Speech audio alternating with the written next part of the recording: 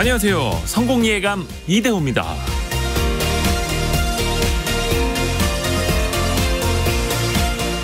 인사만 잘해도 성공한다는 말이 있습니다. 인사만 잘해도 나 자신을 잘 보이는 데 도움이 되고 상대의 마음을 열게 하고 함께 일하는 공간의 분위기를 밝게 하고 서로를 존중받게 하고 친절을 베풀게 하고 또한 인사는 스스로를 겸손하게 만들어줍니다. 그런데 생각해보면 인사하는 방법을 누가 가르쳐주고 인사를 해야 하는 이유를 알려줘야만 한다면 그건 참 메마른 사회일 겁니다. 엘리베이터에서 마주치면 인사를 해야 되나 말아야 되나. 같은 아파트 주민끼리도 모르는 척하고 사는 경우가 참 많죠. 얼마 전에 들은 이야기인데요. 한 아파트 관리사무소에서 일하면서 주민들을 친절하게 맞이했던 한 직원이 더 좋은 직장으로 이직을 했다는군요. 그 아파트에 사는 한 사업가가 그 친절한 직원을 지켜보다가 스카우트를 해갔다는 겁니다. 인사는 내가 다른 사람한테 무언가를 꺼내주는 소비를 하는 행위가 아닙니다. 다른 사람의 무언가를 나에게 끌어오는 거죠. 내가 왜 저 사람한테 먼저 인사를 해? 서로 피곤한데 인사까지. 그게 아니라 인사를 하면 나한테 좋은 일이 생긴다고 생각해 보시죠. 성공의 문을 노크하는 중이라고 생각해 보시죠. 하루하루 마주치는 사람들이 반가워질 겁니다. 성공예감 이대호입니다. 시작합니다.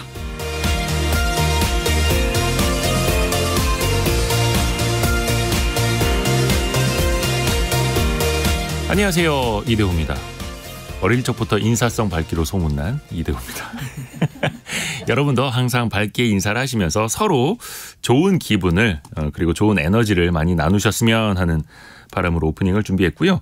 자, 오늘도 변함없이 경제상식 퀴즈 나갑니다. 홍성찬님 정답 인사.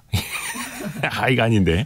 자, 이제 나갑니다. 퀴즈는 주택담보대출의 고정금리는 은행채 5년물 금리에 따라서 움직이고요. 변동금리는 이게 기준이 됩니다. 그런데 이 금리가 최근에 좀 많이 오르고 있습니다. 8개월 만에 최고 수준까지 올라섰는데요. 그러면서 이걸 바탕으로 한 변동금리가 더 오를 수 있다. 최근에 주담대도 연 7%가 아니라 8%에 육박할 수 있다. 이런 전망까지 나오고 있습니다. 은행의 자금 조달 비용 지수를 뜻하는 영어로 된 세 글자 3음절 뭘까요? 벌써 9007님은 보내주셨네요. 야, 이거 경제신문이나 경제뉴스 성공예가 많이 들으시는 것 같습니다. 힌트를 좀 드리자면 영어로는 Cost of Fund Index입니다. 그 앞자만 따면 COFI 코피가 되죠.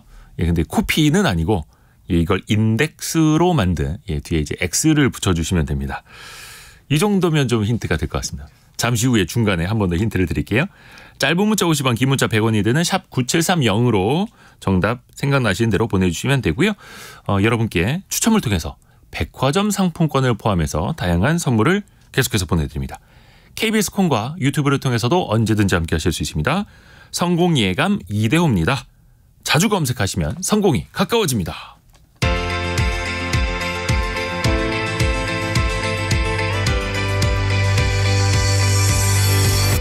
KBS 1라디오 성공예감 이대호입니다. 자, 오늘의 경제뉴스 동아일보 백상경 기자, 한국경제신문 강영현 기자 함께합니다. 안녕하세요. 안녕하세요. 자, 백상경 기자는 어떤 소식 준비했습니까? 네, 정부가 명절 물가 안정 대책에 버금가는 수준으로 물가 대책을 또 내놨습니다. 전쟁 등으로 좀 물가 상승 압박이 계속 커지니까 총력 대응 태세에 돌입을 한 겁니다. 다음으로는 반려동물 보험 활성화 정책 이야기인데요. 그간 좀 뒷전으로 밀려 있었던 펫 보험 논의가 본격화됐지만 아직은 좀 현실성이 떨어진다는 지적이 나오고 있습니다. 강영현 기자는요? 네, 매년 5만 명에 이르는 중산층이 일반회생을 신청하는 것으로 나타났습니다. 중산층이 무너지고 있다 이런 우려가 나오고 있는데요. 자세한 이야기 이따 나눠보고요. 네. 두 번째는 전체 국민 가운데서 게임을 즐기는 사람의 비율이 올해 급감했다고 합니다. 코로나 종식과 함께 이용자가 함께 빠져나갔다는 분석입니다. 자, 백상경 기자 아이템부터 갈게요. 참 이거 물가 때문에 네, 정말 계속 힘듭니다. 고민들이죠. 네. 힘든데 근데 사실 얼마 전에 추석 앞두고 물가 대책 나왔었잖아요. 네. 근데 이번에 추가로 또 나온 거예요? 물가 네, 대책이? 네. 성수기 때 좀 이렇게 좀 물가 대책들이 쭉 나왔었는데 네. 계속적으로 물가가 불안하다 보니까 정부에서도 좀 긴급하게 대책에 나섰습니다. 민생 물가 안정 관계 장관 회의가 어제 있었는데요. 핵심은 먹거리 물가 안정이었습니다. 그러니까 김장철 지금 앞두고 있는 상황인데 이번 주부터 2주 동안 배추 총 2,200톤을 집중적으로 공급할 방침입니다. 천일염도 좀 할인하기로 했는데요. 이달 말부터 정부에서 총 1,000톤의 물량을 50% 절반 할인한 금액으로 공급할 예정입니다. 그리고 수입 농수산물에 대해서 관세도 좀 깎아주기로 했는데요. 망고 같은 수입 과일 또 지금 탈지, 전지분유 같은 것들은 신규로 할당관세 적용을 추진을 합니다. 그러니까 할당관세 정책적인 목적으로 좀 일정한 물량의 어떤 수입 품목들에 대해서 기존보다 좀 낮은 관세율을 네. 적용을 해주는 제도잖아요. 최근 2만 톤에 대해서 또 할당관세 적용하기로 했었던 고등어도 이달 말부터는 최대한 물량을 들여올 예정입니다. 수입품에 세금을 좀 안 받거나 네. 낮게 받으면서 물가라도 좀 진정되도록 하는 거고 네. 그밖에 아예 가격을 직접적으로 할인해 주는 것도 있습니까? 네, 앞서 말씀드렸던 배추가 대표적이고요. 예. 대파, 사과, 청양고추, 상추, 깻잎 같은 우리가 좀 많이 실생활에서 먹고 있는 식품들이 좀 대상인데요. 가격이 좀 급격하게 올라갔던 12개 농산물에 대해서 내일부터 최대 30%까지 할인 지원을 해줍니다. 그러니까 대형마트 같은 곳에서 이런 농산물들을 30% 저렴하게 구입할 수가 있는데 사기만 하면 할인 가격으로 자동으로 적용이 되고요. 네. 정부가 이 할인한 금액만큼을 마트 등에 대해서 이제 예산으로 지원해 주는 구조입니다. 또 이제 다음 주부터 올해 생산한 쌀 신곡 할인 판매도 지원을 하고요. 지난 12일부터는 명태, 고등어, 참조기, 오징어 같은 수산물 대상으로 해서 최대 60% 할인 지원도 지금 이루어지고 있는 상태입니다. 그야말로 진짜 정부가 총력전에 나선 거네요. 네, 맞습니다. 근데 이제 어제 회의에서 좀 이례적으로 조금 여러 장관들이 참석을 했는데 네. 중기부 장관, 복지부 장관의 이제 공정거래위원장까지 총출동을 했거든요. 네. 이게 사실은 정부가 얼마나 지금 물가 잡기에 좀 전력을 다하겠다라고 의지를 표명한 거냐면은 이제 사실 공정위가 물가 관리하고 직접적으로 무슨 상관인가 이렇게 의문 갖는 분들이 많이 계실 거예요. 네. 왜냐하면 공정위는 담합 같은 불공정 행위, 프랜차이즈 업계 가맹금 실태 이런 것들을 들여다보는 사정기관이거든요. 근데 이제 공정위원장이 물가회의에 참석을 하게 되면 통상 업계에서 좀 이렇게 받아들입니다. 가격을 함부로 올리면은 좀 탈탈 조사를 받으면서 털릴 수 있다. 네, 이런 의미로 받아들이는데요. 예. 이게 치킨 같은 경우가 대표적인데 보통 치킨도 이제 한 업체가 가격 올리면은 동일한 품목 파는 좀 다른 업체들도 같이 좀 올려가잖아요. 근데 이걸 놓고 너네가 좀 가격을 담합한 거 아니냐, 아니면 프랜차이즈 업계에서 과도한 가맹금 받아가지고 그게 결과적으로 소비자들한테 부담으로 전가되고 있는 거 아니냐, 이런 식의 어떤 좀 돌려서 좀 조사가 들어갈 수 있다라는 그런 불안감을 업계가 갖는 겁니다. 그래서 공정위 스스로도 실제로 좀 언제부턴가 좀 이명박 정부 때부터였던 것 같은데요. 물가 관리에 본인들이 기여했다는 점을 조금 강조를 하기도 해요. 그래서 실제로 이렇게 공정위원장까지 대동을 하고 있다는 점에서 그야말로 좀 정부가 물가 잡기에 총력을 다하고 있다. 이렇게 좀 해석을 할 수 있겠습니다. 그렇죠. 경쟁이 아니라 담합을 하게 되면 당연히 이제 가격이 오를 테니까요. 그것도 확실히 잡아야 되는 거고. 근데 지금 나온 대책들 좀 들어보면 이거 가지고 물가가 좀 제대로 잡힐 수 있을까요? 좀 쉽지 않아 보이는 게 사실입니다. 좀 글로벌 정세가 계속적으로 불안한 상태고요. 이게 그래서 지금 이 정도 내놓는 걸로 물가 급등을 좀 제어를 할 수 있겠느냐 의문이 좀 많습니다. 지난해하고 좀 비교를 해봤을 때 9월 소비자 물가가 3.7% 올랐거든요. 올해 1월 조금 많이 오르고 하다가 이제 반년 동안은 좀 상승폭이 좀 둔화하던 상황이었어요. 근데 8월부터 해서 오름세로 다시 전환을 좀 했거든요. 이게 유가 상승 그리고 농산물 가격 급등 같은 영향이 컸고, 이게 사실은 이제 대외적인 요인들이 많이 겹쳐 있었어요. 이스라엘 하마스 충돌까지 또 겹쳐 있는 상태이기 때문에 정부가 전망한 올해 평균 물가 상승률이 3.3%인데 이거 방어하기도 좀 쉽지 않을 것이라는 분석들이 많습니다. 우리 경제 특성상 국제 유가가 국내 물가에 절대적인 영향을 미칠 수밖에 없기 때문이거든요. 또 이제 과거처럼 정부가 개별 품목들의 가격을 좀 강력하게 통제하는 것도 불가능하고, 또 수급 조절을 통해서 가격 안정에 기여하는 것들도 좀 품목들이 제한적이죠. 농수산품 이런 것들에 좀 그치는 상황이고요. 상황이 이렇다 보니까 이제 공정위원장 대동 이런 것도 있었던 것이고 어제 이제 추경호 부총리도 각계각층의 협조를 좀 강조를 했습니다. 업계가 원가 절감 또 뭐 생산성 향상 등을 통해서 가격 인상 요인을 최대한 자체 흡수해달라. 그러니까 국민들한테 좀 넘기지 말고 업체들이 조금 부담을 해달라라는 얘기였습니다. 네. 아이고, 근데 우리나라 경제 항상 그 대외 경제에 많이 네. 뭐 수입이든 수출이든 노출돼 있다 보니까 일단 외국들 또 좀 항상 안정적이길 바라는 마음이 계속될 수밖에 없습니다. 강영현 기자에게 갑니다. 회생. 정말 상황이 안 좋아져서 빚을 못 갚겠다. 회생을 신청한 사람들이 많이 늘었다고 하는데 네. 우선은 이게 일반 회생 신청자에 네, 대한 오늘 내용이네요. 전해드릴 건 일반 회생 신청자인데요. 그래서 먼저 구분을 해드릴게요. 그래서 네. 개인 회생 많이 들어보셨잖아요. 일단 개인 회생은 담보가 있는 빚은 15억 원 이하, 그리고 담보가 없는 빚은 10억 원 이하인 사람들이 대상이고 오늘 말씀드릴 일반 회생 같은 경우에는 이보다 더 큰 부채를 가진 그래서 주로 전문직 종사자들이 신청하는 거를 일반 회생이라고 합니다. 아하. 그래서 국회 정무위원회 소속의 양정숙 의원이 대법원으로부터 제출받은 자료에 따르면 올해 일반회생 신청자가 2018년부터 올해 6월까지 그러니까 최근 5년간이죠. 총 25만여 건 그러니까 1년에 5만 건에 달하는 것으로 나타났습니다.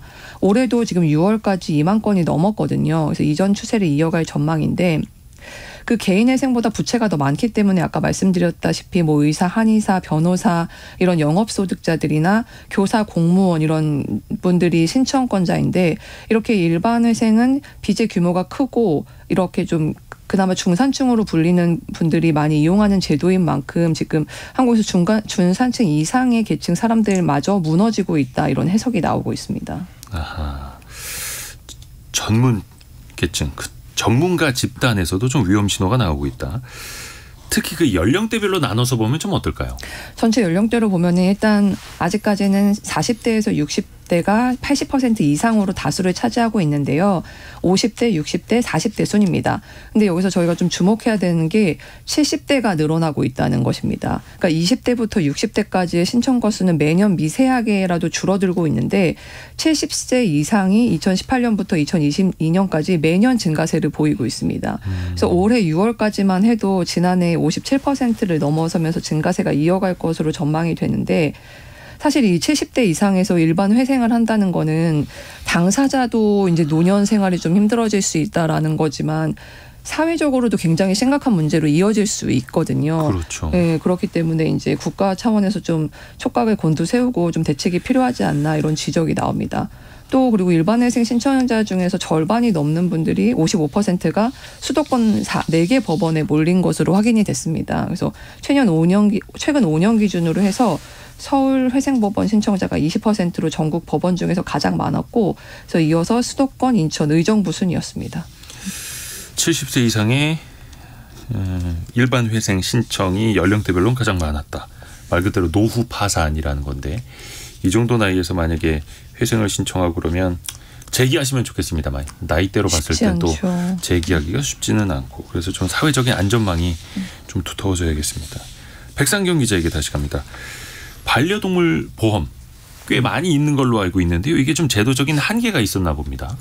반려동물 보험이 이게 뭐 지금 시중에 나온 상품들이 있긴 한데 사실은 네. 좀 가입률이 저조하고 상품의 다양성도 좀 떨어지는 상황이었거든요. 네. 그래서 이제 정부가 이제 반려동물 보험들을 좀 활성화를 하겠다. 왜냐하면 뭐 이제 이제 우리 반려동물을 가지고 계신 분들이 이제 800만 정도 네. 이렇게 반려동물들이 되잖아요. 그래서 굉장히 많은 분들이 이제 인구가 늘어났기 때문에 이분들에 대해서 이제 보험 제도를 좀 지원할 필요성이 커졌습니다. 그래서 이제 반려동물 보험 제도 개선 방안 이런 것들을 좀 발표를 했는데요.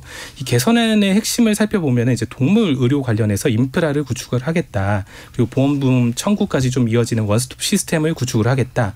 상품 개발하고 뭐 전문 보험사 진입을 허용하겠다. 이런 건데요.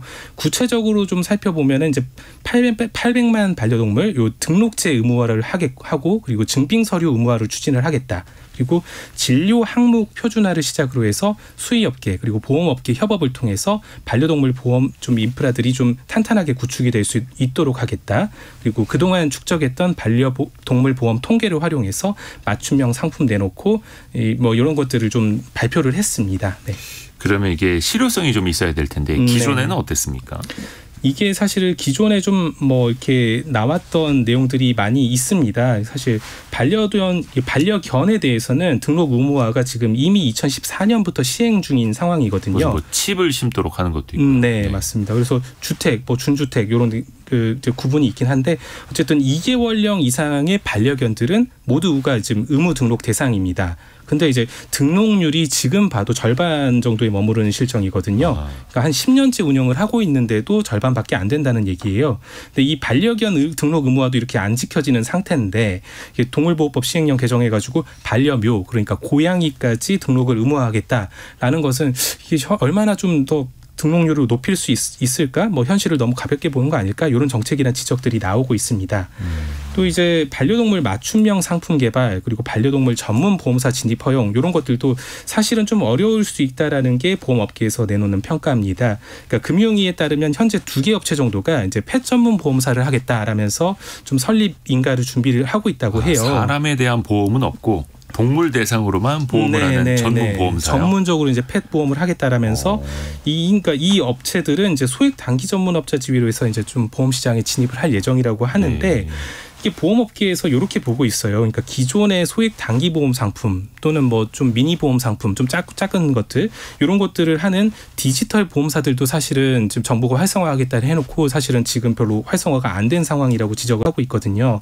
근데 이제 올해 상반기 펫 보험률이 뭐 가입률이 한 1%대 간신히 넘어간 상황인데 이렇게 사람들이 보험 좀 가입을 안 하는 상황에서 이런 조그만한 업체들이 성공을 할 수 있을까? 어렵지 않겠냐? 이런 전망들이 좀 지배적입니다. 네. 그래서 정부가 반려동물 보험 이 제도를 바꾼다, 개선한다라는 건데 그동안에 이게 활성화가 잘 안 됐던 근본적인 이유를 알아야 제대로 개선할 수 있잖아요. 네. 사실은 그런 부분을 이번 대책에서도 조금은 짚고는 있어요. 그러니까 근본적으로 보면은 가입을 안 하는 가장 큰 이유는 소비자들이 이게 내는 보험료는 비싼데 그만큼의 혜택을 받지 못한다고 느끼기 때문이거든요. 이게 보면 이제 펫 보험도 사람들이 병원에 가면 이제 병원비 지원을 받잖아요. 실손보험에서. 실손보험처럼. 네. 근데 이제 반려동물이 이제 병원에 가면 이제 받을 수 있는 이제 뭐 병원 그 진료비를 지원을 받게 되는데 이게 자기 부담금이 한 1, 2만 원 정도 하고 월 납입액이 한 3만 원에서 9만 원 정도로 해서 사실은 사람 보험으로 쳐도 좀 비싼 축에 속하거든요. 근데 이제 여기에다가 가입 조건 자체가 좀 까다롭습니다. 개하고 고양이만 가입이 가능하고 다른 동물들은 안 돼요. 그리고 만 8세 이상이거나 뭐 최근 3개월 이내에 병원 방문 기록이 있으면은 또 이것도 가입이 잘 안 됩니다. 아예 또 뭐 만 10세가 넘어간 노령 반려동물 같은 경우는 뭐 아예 가입이 거의 안 된다고 보면 될 것 같고요. 그래서 이제 병원을 많이 다니는 건 사실 노령 반려동물인데 정작 이 동물들은 이제 보험을 못 들어가는 상황이고 그래서 이제 어떤 선택들을 보통 하시냐면 그 돈으로 차라리 미리미리 적금 들어가지고 나중에 들어갈 병원비 그냥 충당을 하겠다 이런 분들도 계셔요. 근데 이제 손보사들 입장에서도 이게 조금 어려운 게 동물 병원비가 병원마다 지금 천차만별인 상황이거든요. 그러니까 동물병원 갈 때마다 똑같은 진료를 받아도 조금 다른 진료비들을 내기 때문에 이걸 이제 손보사들 입장에서는 어디에 맞춰가지고 지원을 해줘야 되느냐. 그러니까 보험료 산출할 근거로 활용할 데이터도 사실 지금 제대로 없는 상태고 그래서 이제 상품을 좀 보수적으로 설계할 수밖에 없다는 입장입니다. 그래서 결국은 이제 해법으로 나오는 게 동물병원 치료비를 일정하게 정하는 좀 표준 의료 수가 뭐 이런 것들을 도입을 하고 뭐 앞서 말씀드린 이 등록률 향상 이런 제도 개선들이 좀 병행이 돼야 된다는 입장입니다. 이거 사람 건강보험, 뭐 급여, 비급여 이렇게 나누듯이 맞습니다. 동물도 표준 의료 수가를 정해야 되는 것 아니냐. 결국 소비자랑 보험업체 사이의 계산이나 생각이 참 간극이 큽니다. 많이 다른 이걸 거죠. 좁혀야 되는데요. 수의업계가 사실은 이제 진료비 관련 정보 제공하는 거에 대해서 좀 부정적인 입장이거든요. 수의사들이. 이 표준 의료 수가라는 게 사실은 이제 오히려 이제 1999년에 공정위가 이제 원래 있었던 거를 자율 경쟁 유도한다는 명목하에 이제 변호사 이제 뭐 보수 제도와 함께 이 표준 뭐 의료 수가를 없앴어요. 이 폐지했던 제도거든요. 근데 이제 그때에 비해서 지금은 시간이 굉장히 많이 흘렀고 동물 의료 관련해 가지고 기술도 뭐 훨씬 다양해지고 또 이제 각각 그 동물 병원들의 상황도 좀 다른데 표준 수가제로 돌아가면은 뭐 상당수가 좀 어려움이 있다라는 게 수의업계의 주장입니다. 그래서 이제 지금 보면 동물 의료 인프라 구축한다는 정책 안에 포함되어 있는 이 진료 항목 표준화, 이게 진료 항목을 표준화한다는 것 자체가 항목별로 이제 진료를 구분한다는 거잖아요. 그래서 이게 사실은 수가제를 위한 좀 전 단계인데 이게 좀 원활하게 진행될지는 좀 지켜봐야 될 것 같습니다. 금융위도 좀 이게 아직은 논의할 부분들이 많다는 점을 공감하고 있거든요. 그 펫보험 자체가 이제 막 시작하는 단계라고 봐도 무방하기 때문에 정부와 업계에 좀 긴밀하게 협조해 나가야 된다는 입장이고요. 네. 이 반려동물 보험 얼마나 또 어떻게 개선되는지 한번 계속 보겠습니다. 그리고 강영현 기자. 강 기자는 게임 좋아해요? 저는 사실 전혀 안 합니다. 아, 그래요? 저도 게임은 좋아하는데 게임할 시간이 없어서 이 게임기 전원을 언제 켜봤는지 참 기억도 안 나는데 근데 요즘에 게임하는 사람이 줄고 있다고요? 네, 그 한국콘텐츠진흥원이 2023년 게임 이용자 실태 조사를 한 보고서를 발표했는데 네. 1만 명을 대상으로 해서 이제 작년 6월부터 1년 동안의 게임 이용 여부를 조사한 결과거든요. 근데 60% 정도 게임을 이용한 것으로 집계가 됐습니다. 그러니까 전년도와 비교해서 11% 포인트 정도 감소한 건데 코로나 기간 동안은 이게 70%가 넘었었거든요. 근데 이제 지금은 이용률이 코로나 이전보다도 더 낮아진 상황입니다. 특히 모바일 게임 사용자가 급감한 것으로 나타났는데 모바일 게임의 이용률이 53%로 전년 대비해서 10%가량 줄었는데 그래서 감소폭이 가장 컸습니다. 이제 PC 게임 같은 경우도 소폭 감소했는데 다만 콘솔 게임은 오히려 소폭 늘어난 것으로 나타났습니다. 그러니까 그동안 이제 모바일 게임은 접근이 상당히 쉽잖아요. 그냥 스마트폰 있으면 할 수 있으니까. 핸드폰만 열면. 그래서 이제 코로나 때 많이 하셨는데 이제 종식되면서 이용자가 많이 빠져나갔지만 이제 마니아 중심의 PC나 콘솔 게임은 이제 감소폭이 작거나 오히려 이용자가 늘어나는 모습을 보이고 있습니다. 아무래도 좀 팬데믹 상황이 풀리고 이제 오프라인으로 직접 나가면서 게임할 시간이 줄어드는 것 아닌가 하는 생각도 드는데요. 그래서 그런지 게임 기업들 주가도 엄청나게 지금 많이 떨어져 있는 상태거든요. 바닥을 기고 있습니다. 바닥을.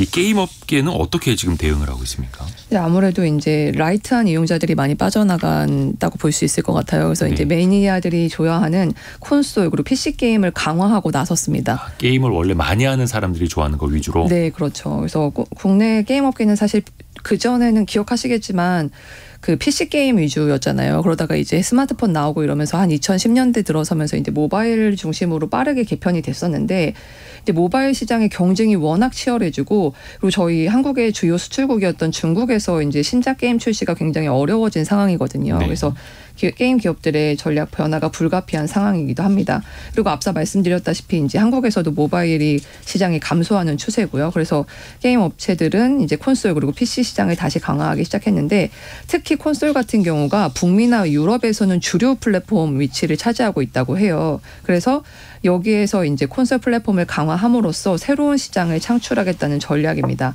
성과도 나고 있는데 넥슨이랑 네오위즈 같은 곳에서 이제 선보인 게임의 판매량이 호조를 보이고 있다고 합니다. 국내 게임 업계는 이제 코로나 팬데믹 리오프닝 그리고 또 52시간 근무제 이런 걸로 인해서 좀 타격이 컸었는데 그래도 우리나라의 주요한 산업이니만큼 좀 부활하기를 바라봅니다. 그리고 아주 큰 소식도 있었습니다. 예전에 마이크로소프트가 블리자드 그 스타크래프트 만든 회사죠. 네, 맞아요. 블리자드를 인수한다고 발표를 했었는데 이게 드디어 마무리가 됩니까? 네, 정말 드디어 인수했는데요. 이게 지난해 1월에 인수 발표를 해서 아직도 안 했어? 이렇게 생각하시는 분도 있을 것 같은데 21개월 만입니다. 21개월 만에. 네, 그래서 그동안 이제 그 각국 정부들에게 이제 허가를 받는 과정이 필요하잖아요. 경쟁 당국들한테 그런 과정을 거쳐서 드디어 21개월 만에 허가를 받았고요.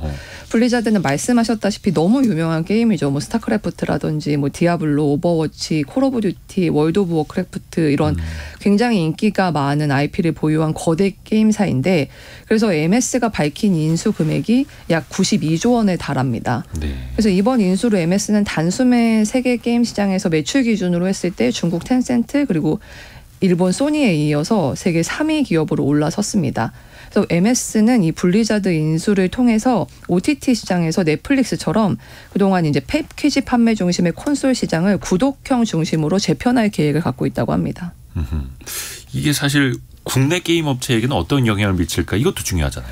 네, 앞서서 말씀드렸다시피 이제 국내 기업들도 콘솔 게임 중심으로 전략을 짜고 있거든요. 그래서 경쟁은 불가피할 것으로 보이는데 다만 여전히 콘솔 게임 비중이 굉장히 국내 게임 시장에서 낮기 때문에 단기적으로는 영향이 크지 않을 것이란 전망이 우세합니다. 이제 다만 장기적으로는 영향을 미칠 수밖에 없다라는 우려가 나오는데 아무래도 공룡업체의 플랫폼 장악력이 국내 게임사들이 글로벌 시장에 진출하는 데 걸림돌로 작용할 수 있다 이런 의미입니다. 그러니까 특히 이제 성장 가능성이 높고 그 북미나 유럽 지역에서 인기가 높은 콘솔 게임의 경쟁력 확보가 국내 업체들한테 더 어려워질 수 있다라는 건데요. 그러니까 MS가 콘솔 게임기 엑스박스가 있는데 여기에 블리자드 IP까지 가지고 있는 거잖아요. 그렇다 보니까 이제 국내 업체들이 자사 IP를 콘솔 플랫폼에 탑재하는 게 아무래도 과거보다 더 어려울 수밖에 없다는 지적입니다. 한국경제신문 강영현 기자 그리고 동아일보의 백상경 기자 함께했습니다. 고맙습니다. 감사합니다. 감사합니다.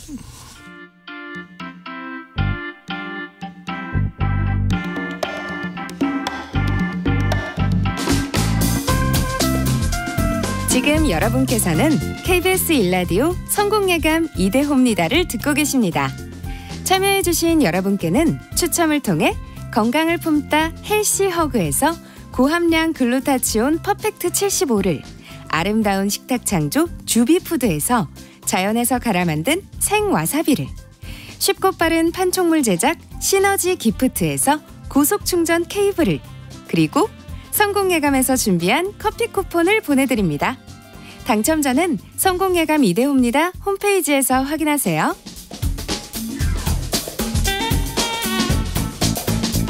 경제상식 퀴즈 한 번 더 내드릴게요. 국내 은행들이 예금이나 적금 등 이 돈을 구해오는 그 원가를 반영한 일종의 금리 지수입니다. 은행은 이걸 바탕으로 해서 신용도 등을 평가해서 가성금리를 더한 뒤에 대출을 해주게 되죠. 변동형 주택담보대출, 전세자금 대출, 신용대출 등의 이 금리가 기초로 반영이 됩니다. 은행의 자금 조달 비용, 자금 조달 지수라고도 하는데요. 알파벳, 그러니까 이 CO 이렇게 시작이 되는데 아까 어떤 분들이 송훈님이군요. 정답을 보내주셨는데 앞 글자를 이제 K로 써주셔가지고 C가 맞습니다. C. 정확히 이 알파벳 5글자로 5955님이 보내주셨고요. 힌트를 다른 분들의 이야기를 통해서 대신 한번 좀 전해드리면 될 것 같습니다. 3801님. 얼마 전 4살 아들 코에서 코피가 쓱 흐르던 게 떠오르네요. 그나저나 전세 대출 받고 있는데 이자가 또 오를지도 모른다고 생각하니까 남편 코에서도 코피가 흐를까 봐 걱정됩니다. 라고. 다들 힘들어하십니다. 다들 너무 어렵습니다. 그리고 윤태상님은 오늘 아침 일찍부터 병원에서 즐겁게 들어요. 병원에서 즐겁게 듣는다. 근데 와이프가 우리 둘째 출산을 준비하고 있습니다. 좋은 소식 기다리며 방송 들으며 좋은 시간 보내요. 화이팅 하세요라고 보내주셨습니다. 우리 윤태상님 가족 순산하시길 바라겠습니다. 또 건강한 둘째 태어나기를 바라겠고요. 많은 분들이 그 오답도 보내주셨는데 그 세 글자라고 하니까 0605님 어렵다라고 보내주셨고요. 코스닥, 코덱스, 코알라. 네, 코뿔소라는 정답도 나왔는데 뜬금없습니다만 코로 시작을 하는 건 맞습니다. 짧은 문자 50원, 긴 문자 100원이 드는 샵 9730이나 KBS 콩으로 정답 많이 보내주시길 바라겠습니다. 오늘의 움직임에 주목하고 세상의 흐름을 놓치지 않습니다. 여러분의 내일을 응원하며 성공의 열쇠를 함께 찾아갑니다. 성공예감 이대호입니다. 상식을 뒤집어서 생각해보는 역발상 경제 시간입니다. 돈이 얼마나 있어야, 얼마나 벌어야 우리는 행복해질까요? 돈과 행복의 상관관계에 대해서 서울벤처대학원대학 전호겸 교수에게 한번 들어보시죠. 안녕하세요. 예, 안녕하세요. 역발상 경제의 전호겸입니다. 반갑습니다. 전호겸 교수님은 돈이 많아서 행복하십니까? 아니면 그냥 행복하십니까? 아니면 아니 이런 어려운 질문으로 시작할 줄이야. 저는 개인적으로 둘 다. 네. 돈도 많다. 돈이 많은 건 아닌데 그냥 먹고 싶은 거 사 먹을 정도는. 제가 비싼 걸 안 먹고 보통 이제 순댓국을 좋아하기 때문에 순댓국 사 먹을 정도까지는. 그럼 행복한 거죠. 예. 근데 사실 우리가 행복한 나라, 국가별 행복 지수하면 빠지지 않는 나라가 부탄이잖아요. 맞습니다. 그쪽은 지금 어떻습니까? 부탄이 사실 이제 국민소득 3,000달러도 안 되는데 예. 국민 전체가 한 97% 정도가 스스로 행복하다. 예. 이렇게 믿고 있는 나라고, 그리고 2010년도에 유럽 신경제재단에서 발표한 행복지수 조사에서 전 세계 1위를 했거든요. 예. 그러면서 우리가 머릿속에 굉장히 행복한 나라로 알고 있는데요. 그렇죠. 네, 예를 들어가 지금 부탄 같은 경우 2019년에 국민소득이 3,000달러 넘어섰고요. 지금은 약 3,500달러예요. 그러니까 우리가 약 한 35,000달러니까 우리 한 10분의 1 정도 네. 되는 거죠. 근데 그 이후에 2010년 이후에 2016년 조사를 보면 2016년 조사 보면 국가 행복 지수가 부탄이 56위로 떨어졌고요. 2019년 유엔 조사에 보면은 행복 지수가 95위로 떨어졌습니다. 계속 떨어진 거예요. 네, 계속 떨어지고 있습니다. 근데 저도 이야기를 들었는데 부탄에 인터넷이 보급되기 시작을 하면서 맞습니다. 이 사람들이 다른 나라랑 다른 사람이랑 비교를 하기 시작했다고. 맞습니다. 그렇죠. 이게 약간 개발도상국에 약간 좀 비해일 수도 있는데 예. 아까 말씀드린 것처럼 이제 2,000달러부터 시작해서 지금 3,500달러까지 그 국민소득이 늘어나고 있잖아요. 그러니까 국민소득이 늘어나다 보면 자연스럽게 도시화가 되고, 그러다 보니까 도시화가 되면 도시에 사는 사람과 농촌에 사는 사람 등등등 이 양극화가 서서히 생기기 시작하면서 사람들이 비교를 하게 되고, 아까 말씀하신 것처럼 다른 나라를 보니까 이렇게 행복하더라 이러면서 이제 스스로 약간 행복도가 떨어지기 시작하는 거죠. 아이고, 그래서 참 비교하는 게 그렇죠. 참 이렇게 사람을 힘들게 합니다. 그러면 지금 행복지수 상위권 가장 행복하다는 나라는 어디입니까? 뭐 역시 다들 아시겠지만 유엔 지속가능 발전 해법 네트워크가 해년마다 예. 세계 행복 보고서를 내요. 근데 올해 행복 보고서에 의하면 역시나 1위는 핀란드였죠. 핀란드. 네, 핀란드가 지금 6년째 1위였고요. 2등은 덴마크, 3등은 아이슬란드. 근데 10위권 안에 있는 대부분의 국가들이죠. 북유럽 국가들이 포진하고 있고요. 예. 그리고 우리가 이제 흔히 선진국으로 생각하는 나라들이 이제 미국, 영국, 독일, 캐나다, 프랑스 등 있잖아요. 이 나라들이 11위에서 21위 사이를 랭킹하고 있습니다. 대부분 인구가 적고 자원이 많고 복지가 잘 돼 있는 북유럽 국가들에서 행복 지수가 좀 높다. 근데 우리가 항상 경제의 소식을 전할 때 이제 귀에 못이 박히게 GDP, 국내 총생산 이게 얼마나 늘었다. 1인당 얼마다 이런 이야기 많이 하지 않습니까? 이게 GDP가 높은 나라일수록 일반적으로 좀 행복할까요? 어때요? 이거 관련돼서는 아직까지도 의견이 굉장히 분분한데요. 네. 그러니까 이와 관련해서 가장 유명한 연구는 이스털린의 역설이라는 건데요. 이스털린의 역설. 예. 미국의 리처드 이스털린 교수가 1974년에 주장한 개념인데요. 네. 그러니까 이분이 1946년부터 30개국 국가의 행복도를 연구했대요. 그래서 봤더니 소득이 일정 수준을 넘어서면 국민 행복도와 소득이 비례하지 않는다. 네. 이렇게 말씀하셨죠. 그러니까 이스털린 역설은 소득이 일정 수준을 넘어 기본 욕구만 충족되면 소득이 증가해도 행복은 더 이상 증가하지 않는다라는 이론으로 유명한데요. 여기에 대해서도 반대 의견이 꽤 있거든요. 가장 유명한 의견이 2008년 미국의 베시 스티븐스 교수가 132개국을 대상으로 50년간의 자료를 분석해 봤더니 국가가 부유할수록 국민의 행복 수준이 높아졌다 하면서 이스털린 교수의 주장을 정면으로 반박했죠. 그러니까 여전히 이거는 갑론을박이 진행 중이라고 봐야 되는 거죠.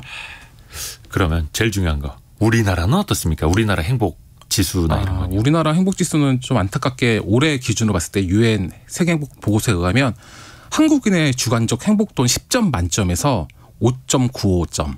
6점이 좀 안 되죠. 100점 만점에 한 59점 되는 거네요. 맞습니다. 60점이 좀 안 되는 거죠. 조사 대상 137개국 중에서 57위였고요. 약간 우리나라랑 비슷한 경제 규모의 OECD 국가를 봤을 때 OECD 회원국이 약 한 38개국 정도 되거든요. 거기서 꼴찌에서 4위였다고 하더라고요. 그래서 우리보다 낮은 데는 그리스, 콜롬비아, 트리케 정도 이 세 곳 빼고는 우리나라가 가장 낮았다고 하죠. 38개국 중에서 35위. 예. 그냥 불행하다라고 느끼는 그쵸. 사람이 더 많다라는 뜻. 아이고 참. 그러면 국가 말고 개인의 입장에서는 어떻습니까? 좀 연봉이 높아질수록 행복하다고 느낄 수 있을까요? 이건 사실 제 생각에는 연봉이 높을수록 행복할 것 같은데요.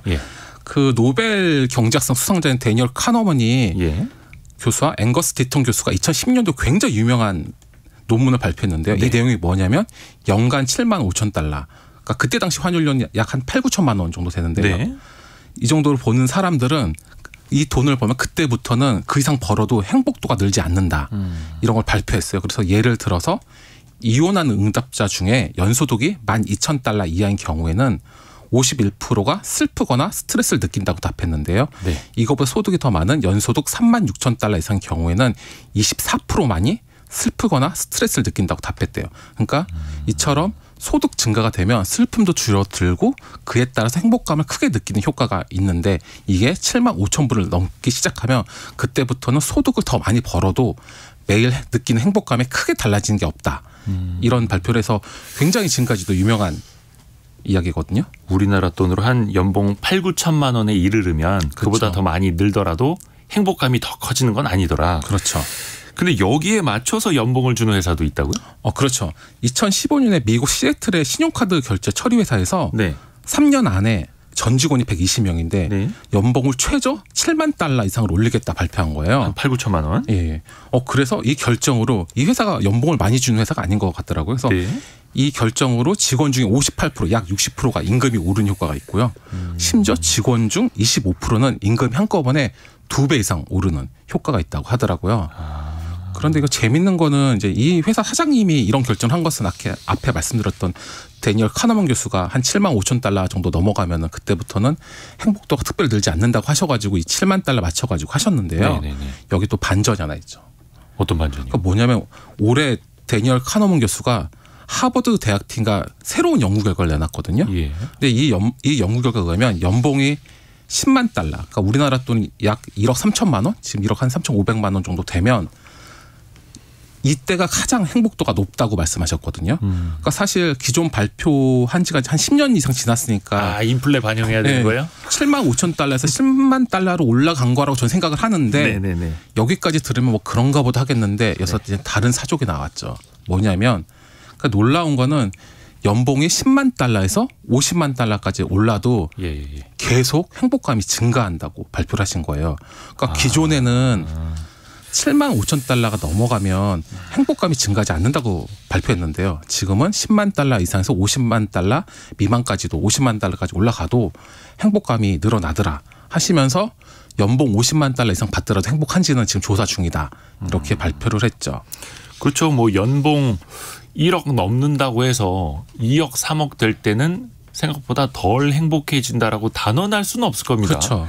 5억, 6억, 7억 더 벌게 되면 사실 사람이란 게 성장할수록 뭔가가 증가할수록 또 만족감도 꾸준히 느끼는 것도 있지 않습니까? 제 마음을 말씀드린 것처럼 들키기는 했는데 그러고 싶다라는 뜻이고요. 0436님은 우리나라 행복지수가 너무 낮네요. 성공예감 애청자분들 모두 행복하시길 바랍니다. 라고 또 좋은 메시지를 주셨습니다. 사실 이 행복의 척도를 저희가 뭐 경제방송이니까 뭐 GDP, 연봉 이렇게 빗대서 설명을 드립니다만 이게 꼭 너무 돈에만 집중할 필요는 또 없지 않습니까? 그래서 이와 관련된 한 연구 결과가 한 두세 개 있는데요. 소개를 드리자면 그러니까 우리가 지금까지 살펴본 데니얼 카너먼 교수조차도 소득이 높아져도 불행한 소수가 있다. 그 사람들은 사랑하는 가족과 친한 친구를 잃었거나 우울증을 겪는 사람들이라고 했는데요. 그러니까 결국 이제 사랑하는 가족과 오랜 시간 동안 이렇게 우정을 나눈 친구들의 소중함은 이제 돈으로 살 수 없다는 이야기인 거죠. 네. 그리고 이와 비슷한 실험 하나 더 있는데 이제 미국 버팔로 대학교에서 하버드 비즈니스스쿨 연구팀과 같이 한 건데요. 이제 경제적 성공을 목표로 한 사람들을 모아놓고 실제로 행복한지 찾아보기 위해서 조사를 했는데요. 2,500명 이상 참가자들을 대상으로 조사한 결과 돈의 가치를 높게 평가하는 참가자일수록 더 많은 외로움을 느꼈다는 거죠. 그러니까 오히려 돈을 더 좋아하는 사람일수록 더 외롭고 더 슬픔을 더 많이 겪는다는 이야기인 거죠. 그리고 사실 저는 개인적으로 이런 모든 불행이 이제 비교해서 온다고 생각하거든요. 아까 앞에 말씀드린 부탄 경우도 마찬가지고요.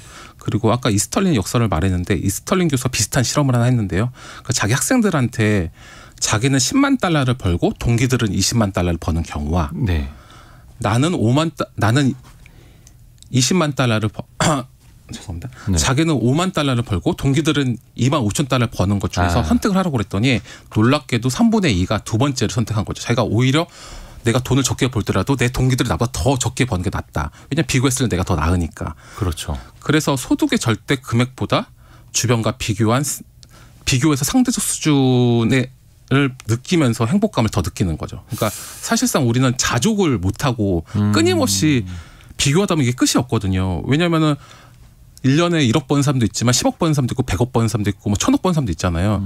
계속 비교하다 보면 끝도 없기 때문에 이 자족이 필요한 거고요. 그래서 아까 이제 북유럽 국가 행복지수를 말했는데 이제 북유럽 같은 경우에는 스스로 소박하게 그러니까 아늑하게 이렇게 친구들과 시간을 보내는 휘게라는 개념이 있잖아요. 핀란드나 뭐 예. 북유럽에는. 그래서 이 북유럽 같은 경우는 특히나 이렇게 자족의 개념이 더 있기 때문에 더 행복감을 많이 느낀다는 이런 조사 결과도 있었습니다. 그러니까 참 이 행복이라는 게 스스로 만족하면 행복감을 느낄 수 있는데 남과 비교하기 시작하면은 불행해지기 시작하는 거고 그렇죠.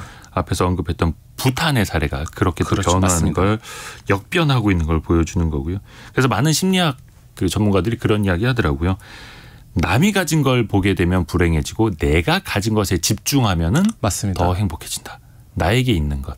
그러니까 스스로를 바라보는 게 중요한 거죠. 자꾸 외부를 볼 게 아니라 내 자신을 돌아보고 계속 나의 행복에 대해서 고민하는 게 중요한 것 같습니다. 우리 전호겸 교수님처럼. 맞습니다.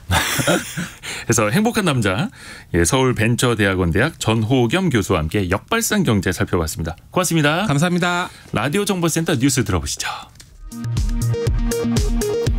이스라엘군이 현지 시각 17일 가자시티 중심에 있는 병원을 공습해 최소 500명이 사망했다고 BBC와 알자지라 방송 등이 전했습니다. 구테우스 유엔 사무총장은 병원과 진료소, 의료진 및 유엔 건물은 국제법에 따라 명시적으로 보호된다며 강력히 비난했습니다. 최근 이스라엘 하마스 전쟁으로 석유 시장의 불확실성이 커지는 가운데 정부가 석유 가격 안정화를 물가 정책의 최우선 순위로 두고 있다며 유가 상승 시기에 편승해 물가 상승을 부추기는 행위에 대해서 엄중 단속할 것이라고 밝혔습니다. 올해 들어 지난달까지 발생한 전세 보증사고 금액이 3조 원을 넘는 것으로 집계됐습니다.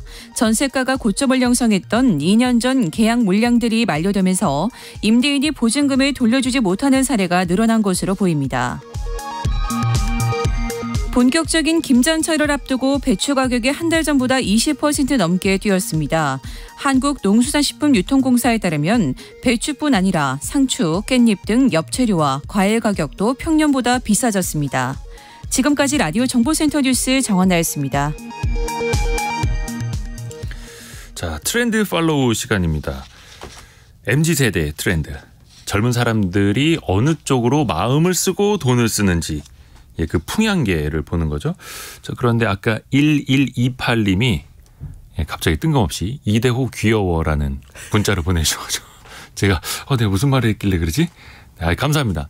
뭐 42살이면 한창 이제 귀여움 받을 나이죠. 요즘에 42이면 한창 귀여움 떨 나이입니다. 자, MZ세대 이야기 해볼게요. 대학내일 20대 연구소 정은우 센터장과 함께합니다. 안녕하세요. 안녕하세요. 이번에는 네. Z세대 굿즈 이야기를 좀 해볼 텐데요. 네.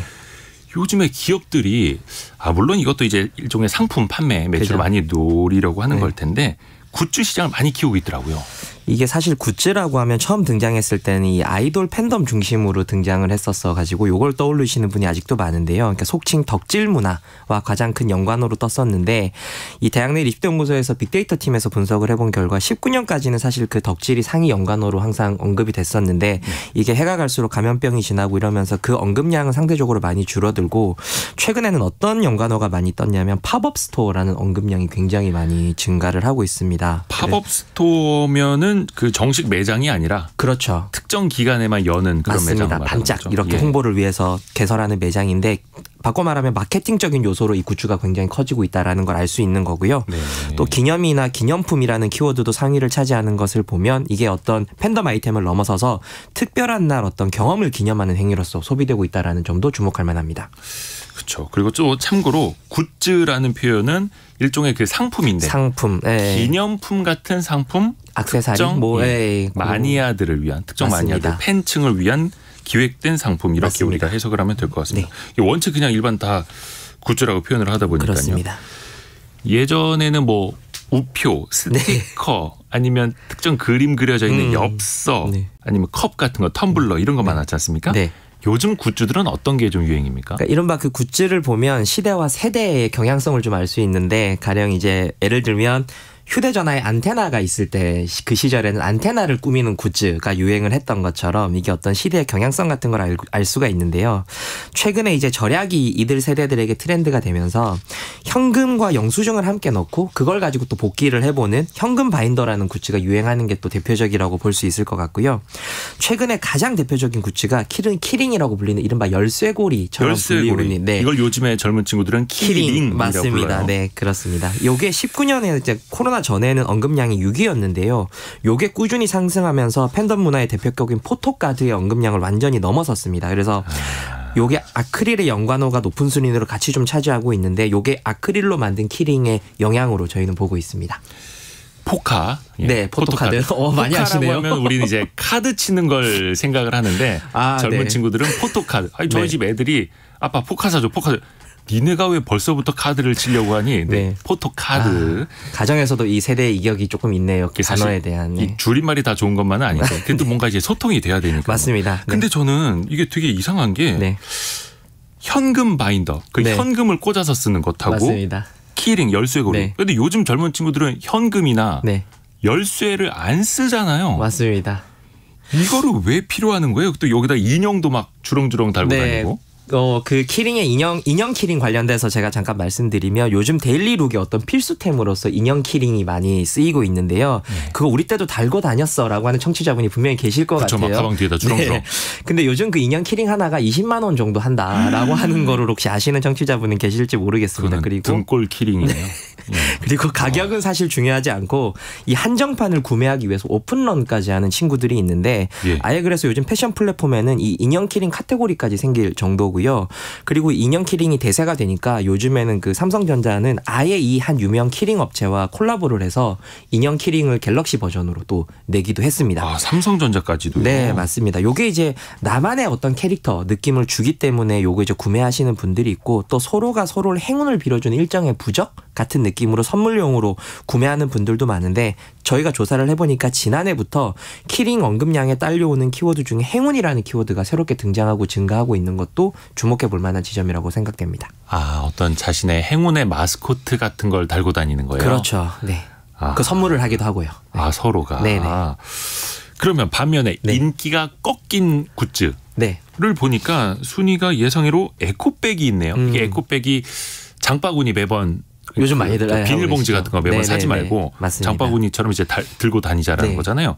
근데 이거는 이제 친환경에 관심 많은 사람들한테도 많이 유행이었는데 에코백이 이게 유행이 왜 꺾인 걸까요? 저희도 흥미로웠던 게 에코백이 근본 조사에서 언급량이 지속 줄어든 반면에 이 업사이클링 백이라고 하는 것들이 언급량이 좀 지속적으로 증가를 하고 있습니다. 이게 업사이클링 백은 도대체 뭐야? 궁금하신 분들이 계실 텐데 최근 길에서 이 젊은 분들이 많이 메고 다니는 이 나이키 쇼핑백 혹시 흰색 쇼핑백을 보신 분들이 계실지 모르겠는데 요게 대표적인 업사이클링 백입니다. 그냥 일반적으로 종이로 만든 거랑은 좀 다르게 질기고 튼튼한데요.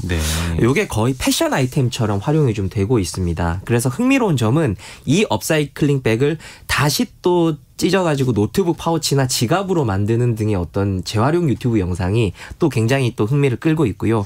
그 외에도 그 대한항공이 은퇴한 항공기의 부품이나 소재를 활용해서 네임택을 만드는 것들, 요런 것들도 최근에 이제 ESG나 요런 거에 관심이 많은 Z세대들한테 인기를 끌고 있는 실정입니다. 그리고 예전에 그 뭡니까? 그 포장이라고도 했었는데 천막 텐트 치던 그렇죠. 그런 소재 가지고 지갑이나 가방 만드는 회사도 있고 그게 이제 일종의 리폼 하는 건데 그걸 이제 업사이클링이라고 하고요. 그래서 그냥 뭐 종이백, 비닐백 버리는 게 아니라 그걸 한번 재활용해서 예쁜 가방을 만들고. 그렇죠. 근데 그 앞에 본인이 좋아하는 상표가 조금 나와야죠. 그럼 이런 굿즈들은 이거 다 어디서 사고 파는 겁니까? 과거에는 아마 뭐 문방구 뭐 이런 거 떠올리시는 분들이 있으실 것 같은데 문방구라는 표현도 오랜만에 들어봅니다. 요즘에 이제 뭐 편집숍, 극장, 뭐 아이돌 팬카페 이런 데서 구매를 했었는데요. 이제는 대세가 팝업 스토어로 좀 굳혀지는 추세입니다. 아까 설명드렸던 특히 브랜드뿐만 아니라 뉴진스 같은 아이돌 그룹이라든지 뭐 웹툰, 웹소설, 영화 같은 것들도 팝업 개설이 일반화되면서 이곳에서 한정판 굿즈를 얻겠다라고 하는 오픈런과 줄서기가 정말 이 상상 상상을 초월하는 수준이고요. 온라인 서점에도 사실 굿즈 마케팅을 많이 했었는데 요즘에는 온라인 서점에서 만드는 굿즈는 조금 인기가 떨어지는 추세로 드러났습니다. 저희가 주목하는 거는 중고거래 시장인데요. 이 당근마켓 같은 곳에서도 팝업에서 어렵게 구한 굿즈를 사고 파는 것들을 심심치 않게 볼 수가 있고 네. 또 최근에는 이 Z세대가 굿즈를 거래할 때 위치폼이라는 중고거래 플랫폼을 또 이용을 하고 있습니다. 그래서 이런 것들이 또 별도의 인기를 끌고 있으면서 이 Z세대가 굿즈를 어떻게 궁금하신 분들은 이런 중고거래 플랫폼을 한번 활용해 보시는 것도 도움이 되실 것 같습니다. 신승호님이 네. 소방관님이 다 쓴 장갑으로 팔찌 만들어 파는 거 본 것 같아요. 맞아요. 네. 이런 것도 하나의 소방관님이 입었던 그런 장갑, 뭐 호스 이런 것들이 이제 버리면 또 플라스틱이고 그렇게 되니까 그걸 또 수익을 창출을 해서 네네 그런 분들을 또 돕기도 하고 그런 사회적 기업들도 있었습니다. 네, 좋은 맞습니다. 아이디어네요. 맞습니다. 또 이 밖에 대학 네일이 주목하고 있는 굿즈 트렌드 네. 어떤 방향이 또 있습니까? 저희는 두 가지 정도 주목을 하고 있습니다. 첫 번째는 레트로 굿즈인데요. 예. 얼마 전에 배우 한소희 씨가 라이브 방송에서 자기가 요즘 이제 폴더폰 쓴다라고 하는 게 화제가 됐던 적이 있었습니다. 레트로는 약간 복고 맞습니다. 예. 네네. 근데 이 폴더폰이 한번 그 화제가 되고 나니까 이 1020 세대들도 나 저거 갖고 싶다라고 하는 글들이 좀 또 화제가 됐었거든요. 이게 그 최신형 폴더블 폰이 아니라 네네. 옛날에 쓰던 피처폰. 네. 버튼으로 누르는 네네. 그 폴더폰. 맞습니다. 요게 이제 굿즈 시장에서도 이 레트로 유행이 한창인데요. 네. 얼마 전에 뉴진스 스토어에서도 음원 공개 같은 것들을 할 때 카세트 테이프 형태의 그 마스킹 테이프 굿즈를 또 담아주는 그런 것들이 화제가 되기도 했고 또 하나 축은 커스터마이징 다시 말해서 나에게 개인화된 어떤 상품들 이런 것들이 또 유행을 또 하고 있습니다. 그래서 앞서 저희가 Z세대는 자신의 아이덴티티를 굉장히 많이 궁금해한다라는 이야기를 지난 시간에 드렸었는데 이런 인기에 좀 편승해서 최근에는 자기의 이름을 직접 넣은 뭐 에어팟 케이스라든지 혹은 자기의 어떤 문구를 넣은 티셔츠라든지 이런 것들을 락 페스티벌이나 이런 데 가보시면 3분의 한 1 정도가 자기가 만든 티셔츠를 입고 오는 친구들이 굉장히 많이 있습니다. 그래서 요거에 좀 편승해서 개인화해주는 굿즈들 이런 것들이 또 인기를 끌고 있습니다. 개인화 굿즈. 네. 저도 이 회사 로고 박혀있는 티셔츠 지금 입고 있는데 네. 이런 건 좀 안 쳐주나요? 이건 그냥 회사 기념품. 네. 회사 작업복. 네. 자, 근데 이게 무분별하게 이제 굿즈를 네. 만들다 보면 이거 다 또 폐기하는 것도 비용 아니겠습니까? 맞습니다. 그래서 요즘에는 디지털 굿즈를 통해 가지고 그 20대들의 삶에 스며든 노력들을 좀 많이 하고 있는데요. 네. 가령 한 샌드위치 업체에서 만든 아이패드에 사용할 수 있는 디지털 다이어리 속지 뭐라거나 혹은 이제 핸드폰 배경화면이라거나 이런 것들을 만들어서 이걸 얻었던 사례들이 굉장히 많이 있습니다. 네. 아하. 디지털 굿즈. 그러니까 네. 실물 없이 온라인으로만 만들어서 쓸 수 있는 것들. 네. 대학 내일 20대 연구소 통해서 또 젊은이들의 트렌드 읽어봤습니다. 정은우 센터장과 함께 있고요. 고맙습니다. 네, 고맙습니다.